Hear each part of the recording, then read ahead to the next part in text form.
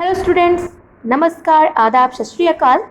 मैं दीपमाला आप सबके सामने एक बार फिर से हाजिर हूँ क्लास 7 ज्योग्राफी के एक नया चैप्टर 4 के साथ। And the topic of chapter 4 is water, जल। तो आइए शुरू करते हैं।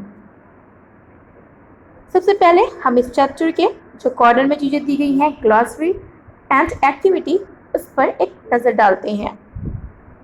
ग्लॉसरी शब्दावली। टेरेरियम, टेरेरियम मीन्स पौधशाला या थलशाला। It is an artificial enclosure for keeping small house plant. घर में पौधों को रखने का जो छोटा सा अहाता होता है, आर्टिफिशियल अहाता होता है, उसको हम टेरेरियम या थलशाला कहते हैं। ठीक है, स्मॉल गार्डन। मेक एक्टिविटी, क्रियाकलाप, मेक योर ओन टेरेरियम, अपनी थलशाला बनाइए। Fill 1/4 of a big jar with soil and press it well. एक बड़े से जार में उसके 1/4 भाग में मिट्टी भरिए और उस मिट्टी को अच्छी तरह से दबाइए। Put a thin layer of humus on top of it. फिर उस मिट्टी के ऊपरी भाग पर ह्यूमस की एक पतली परत लगाइए। Plant the longest plant first and then arrange the smaller ones around them. सबसे पहले बड़े पौधे लगाइए, उसके बाद उसके चारों ओर छोटे छोटे पौधों को व्यवस्थित क्रम में लगाइए। Spray the arrangement with water and close the jar. फिर उस पर जल की फुहार कीजिए या पानी छिड़किए, देन उस जार को बंद कर दीजिए। The water that evaporates from the leaves and soil condense and falls back in the form of drops of water. आप देखेंगे कि कुछ ही देर बाद पत्तियों और मिट्टी के द्वारा इवेपोरेट यानी वाष्पीकृत हुआ जल संघनित होकर जल की बूंदों के रूप में नीचे गिरने लगेगा, यानी पौधों पर गिरने लगेगा। कुछ ऐसी ही प्रोसेस हमारे एटमॉस्फेयर में होती है। ये प्रोसेस कैसी होती है, आइए देखते हैं। When you think of water, what image comes to your mind? You think of rivers, the waterfalls, the pitter-patter of raindrops, water in your taps. जब भी आप जल के बारे में सोचते हैं तो आपके मस्तिष्क में क्या चित्र बनता है? शायद आपके मस्तिष्क में, आपके दिमाग में नदी का चित्र आता हो, या वाटरफॉल्स जलप्रपात का चित्र आता हो, या वर्षा की रिमझिम बूंदों का चित्र आता हो, या फिर हो सकता है कि आप जो है अपने नल के वाटर के बारे में सोचने लगते हैं।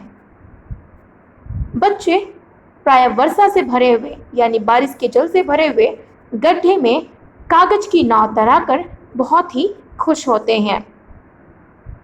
पर दोपहर तक ही आप देखते हैं कि गड्ढे में जमा जल अचानक गायब हो जाता है।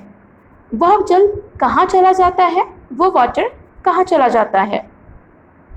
The sun's heat causes evaporation of water into vapor.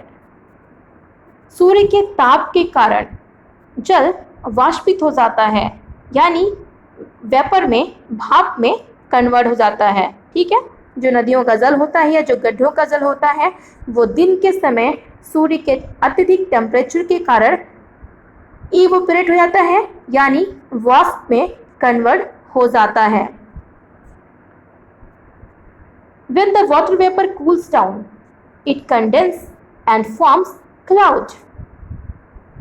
और ठंडा होने पर यही जल वाष्प संघनित होकर बादलों का रूप ले लेता है। From there it may fall on the land or sea in the form of rain, snow or sleet. और यहाँ यह वर्षा, हिम, सहिम, वृष्टि के रूप में धरती या समुद्र पर नीचे गिरता है। जनरली जो बारिश होती है उसके लिए हम वर्ड यूज़ करते हैं प्रेसिपिटेशन। ठीक है, जो बारिश होती है उसके लिए हम क्या वर्ड यूज करते हैं? प्रेसिपिटेशन, हिंदी में वर्षण। ठीक है, यहाँ पे देख सकते हैं लिखा है प्रेसिपिटेशन। ठीक है, जब भी हम प्रेसिपिटेशन की बात करते हैं तो इसका मतलब होता है कि वर्षा वाटर के रूप में हो सकती है और वर्षा स्नो के रूप में भी हो सकती है। जितने भी कोल्ड रीजन्स हैं आपने देखा होगा वहाँ बारिश कैसे होती है? स्नोफॉल यानी बर्फ के रूप में होती है। जितने भी वार्म रीजन्स हैं वहाँ पर बारिश अक्सर किस रूप में होती है? वाटर के फॉर्म में होती है। तो स्नोफॉल और वाटरफॉल दोनों को मिलाकर, स्नोफॉल और रेनफॉल दोनों को मिलाकर हम कहते हैं प्रेसिपिटेशन। ठीक है, तो बारिश जो है जनरली वाटर के रूप में हो सकती है और स्नो के रूप में हो सकती है, बर्फ के रूप में हो सकती है, और कभी कभी आपने देखा होगा कि बारिश के साथ साथ यानी जल बूंदों के साथ साथ बर्फ भी गिरने लगती है। ठीक है, यानी हिमवृष्टि हो सकती है जिसको हम कहते हैं slit. The process by which the water continually changes its form and circulates between ocean, atmosphere and land is known as the water cycle. जिस प्रक्रम में जल लगातार अपने स्वरूप को बदलता रहता है और महासागरों, वायुमंडल और धरती के बीच चक्कर लगाता है उसको हम जल चक्र कहते हैं। इसको आप अंडरलाइन कर लीजिए क्योंकि लास्ट ईयर ये एग्जाम में पूछा जा चुका है। ठीक है, the process by which water continuously changes its form and circulates between ocean, atmosphere and land is known as water cycle. जिस प्रक्रम में जल लगातार अपने स्वरूप को चेंज करता रहता है और महासागर, देन वायुमंडल और धरती के बीच में चक्कर लगाता रहता है, उस प्रोसेस को हम जल चक्र या वाटर साइकिल कहते हैं। फॉर एग्जाम्पल के लिए आप फिगर नंबर 5.1 में देख सकते हैं। ठीक है,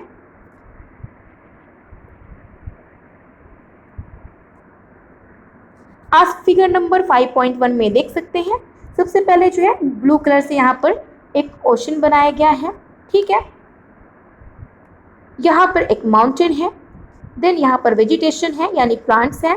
ठीक है, आप देख सकते हैं सबसे पहले जब दिन के समय सूरज की तेज रोशनी होती है तो जो वाटर होता है, ठीक है, वो क्या होता है? वो गर्म होता है, और जब वो गर्म होता है तो जो वाटर है, ठीक है, वाटर लिक्विड फॉर्म में है, वो जो है गैस में कन्वर्ट होने लगता है। ठीक है, जब वाटर गैसियस फॉर्म में कन्वर्ट होता है तो उसको कहते हैं वेपर यानी हिंदी में वाष्प या भाप। ठीक है, और वह प्रोसेस जिसके थ्रू वाटर वेपर में कन्वर्ट होता है उसको कहते हैं इवेपोरेशन। ठीक है, यानी वाष्पीकरण।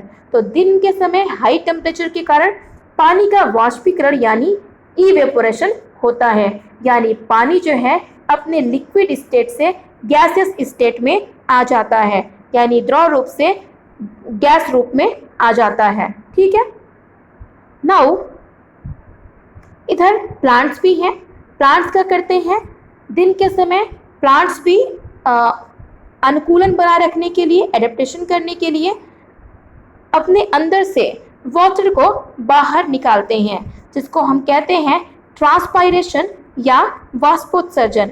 आपने साइंस में पढ़ा होगा कि जो पौधे होते हैं वो दिन के समय में अपनी पत्तियों से पानी की वाष्प बाहर निकालते हैं, यानी वाष्पोत्सर्जन यानी ट्रांसपायरेशन करते हैं। ठीक है, और इसके अलावा आपने देखा होगा कि गर्मी के दिनों में हमारे शरीर से भी जो है क्या होता है? पसीना निकलता है, और वो पसीना जो है एयर के कांटेक्ट में आकर इवेपोरेट होता रहता है। ठीक है, तो इन सभी प्रोसेसेस के थ्रू जो है हमारी एयर में जो है वाटर के मॉलिक्यूल्स गैसेस फॉर्म में जो है इकट्ठे होते रहते हैं।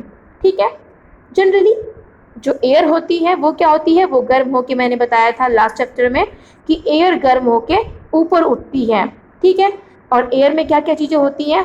एयर में गैसेस होती हैं, डस्ट पार्टिकल्स होते हैं और वाटर वेपर्स होते हैं।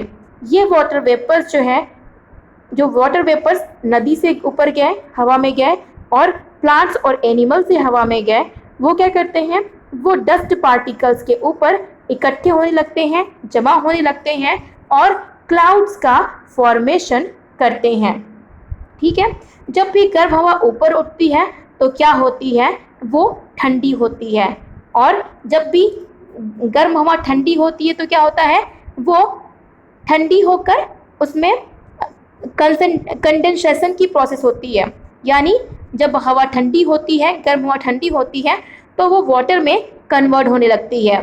ठीक है, फॉर एग्जांपल के लिए आपने देखा होगा कि जब भी आपकी मम्मा चाय को बॉयल करने के बाद क्या करती हैं, उसको लिड यानी ढक्कन से कवर कर देती हैं, तो आपने देखा होगा कि उस ढक्कन के ऊपर, लिड के ऊपर उस लिड के ऊपर वाटर की छोटी छोटी बूंदें दिखाई देने लगती हैं। ठीक है, जब तक मम्मा चाय बॉयल करती हैं तो क्या होता है कि वाटर जो है वेपर में कन्वर्ट होने लगता है और तेज़ी से भाप यानी वाष्प निकलने लगती है।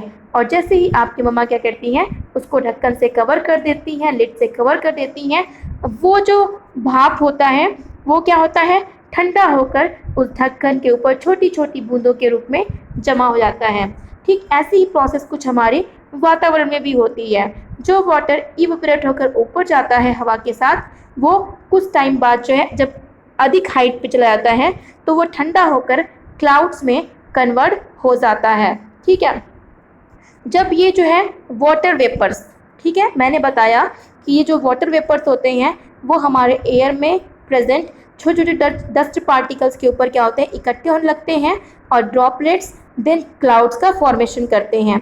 जब ये ड्रॉपलेट्स इतनी बड़ी हो जाती हैं, ये क्लाउड्स जो है इतने भारी हो जाते हैं कि जो नीचे की एयर है उसको और अधिक रोके नहीं रख सकती, तो ये वाटर वेपर जो है ये जो ड्रॉपलेट्स हैं, छोटी छोटी बूंदें हैं, वो बारिश के रूप में नीचे आने लगती हैं।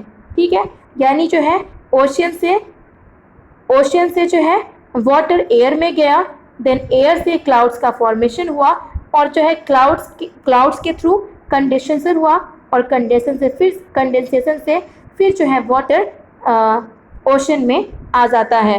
तो इस तरह से जो है एक प्रोसेस चलती रहती है। ठीक है, जिसको हम कहते हैं वाटर साइकिल।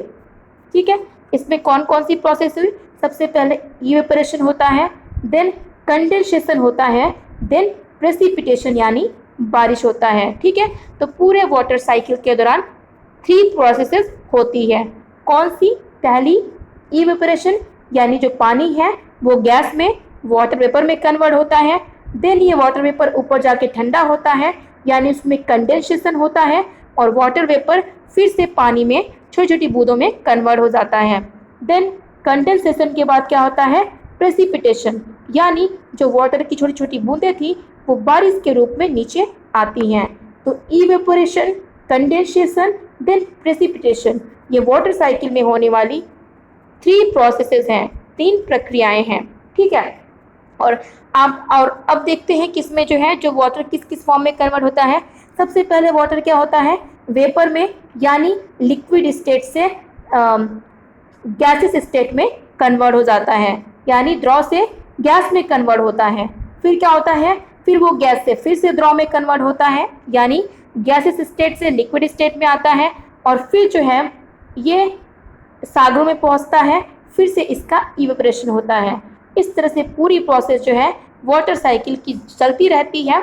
इस तरह से हम ये भी कह सकते हैं कि वाटर क्या है, वाटर का जो अमाउंट है वो अर्थ पे कांस्टेंट रहता है। ठीक है, वाटर का जो अमाउंट है वो अर्थ पे वाटर साइकिल के कारण जो है कांस्टेंट रहता है यानी स्थिर रहता है। ठीक है, और वाटर क्या है, एक रिन्यूएबल रिसोर्स है यानी नवीकरणीय संसाधन है। ठीक है, हाँ, इतना अवश्य होता है कि जो वाटर पीने लायक होता है उसको हम पॉल्यूट कर देते हैं और गंदा कर देते हैं, जिसके कारण वो हमारे लिए यूजफुल नहीं रह जाता। अदरवाइज जो वाटर का अमाउंट है वो हमारे अर्थ पे कांस्टेंट रहता है।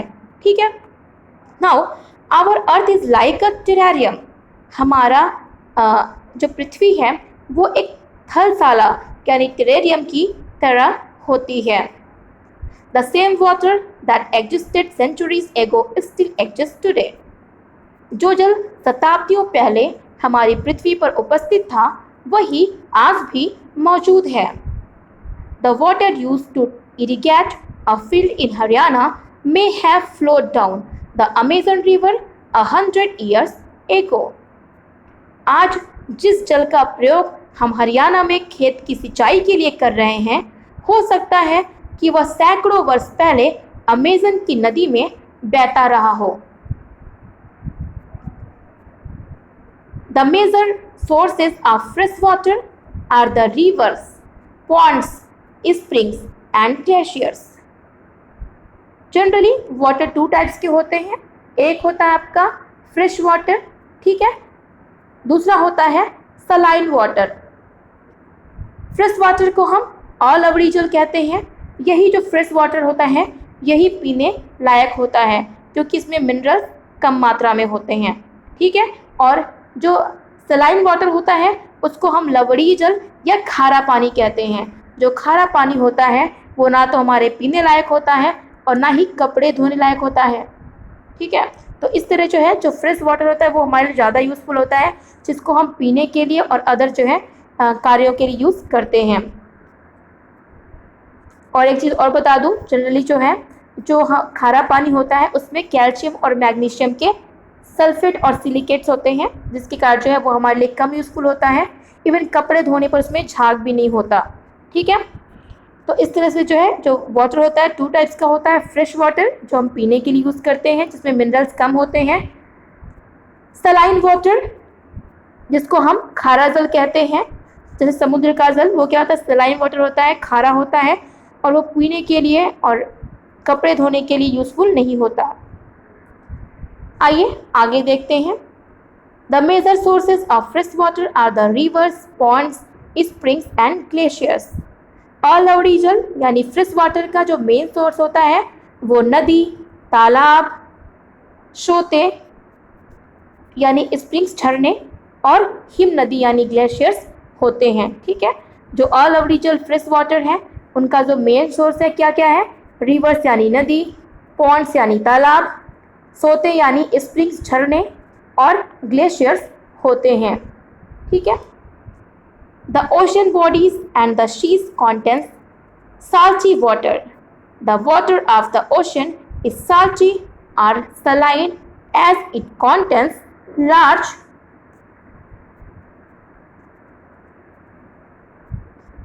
amount of dissolved salts. Most of the salt is sodium chloride or the common table salt that you eat. महासागरों और समुद्रों का जल लवणीय यानी सलाइन होता है, खारा होता है। इसमें अधिकांशतः नमक यानी सोडियम क्लोराइड होता है, जो कि खाने में उपयोग किया जाने वाला नमक होता है, ठीक है। खाने में जो नमक यूज़ करते हैं उसको क्या कहते हैं, उसका रासायनिक नाम होता है सोडियम क्लोराइड NaCl, ठीक है। फिर से एक बार रिपीट कर रही हूँ, हम खाने में जिस नमक का यूज़ करते हैं उसका रासायनिक नाम, केमिकल नेम क्या होता है, NaCl यानी सोडियम क्लोराइड। और समुद्र में जो जल होता है, वाटर होता है, उसमें भी सबसे ज़्यादा मात्रा में क्या होता है, सोडियम क्लोराइड यानी NaCl होता है, ठीक है। और अगर कभी एग्जाम में पूछे कि हमारे समुद्र में सबसे ज़्यादा कौन सा मिनरल पाया जाता है, Na या Cl, सोडियम या क्लोरीन, तो दोनों में से क्या बताएंगे, क्लोरीन, ठीक है। NaCl में भी सबसे ज़्यादा मात्रा में क्लोरीन पाया जाता है, ठीक है। तो आज के लिए बस इतना ही। आज के इस लेक्चर वीडियो से रिलेटेड कोई क्वेरी हो तो आप मुझे नीचे दिए कमेंट बॉक्स में लिखकर पूछ सकते हैं। तब तक के लिए थैंक यू एंड जय हिंद।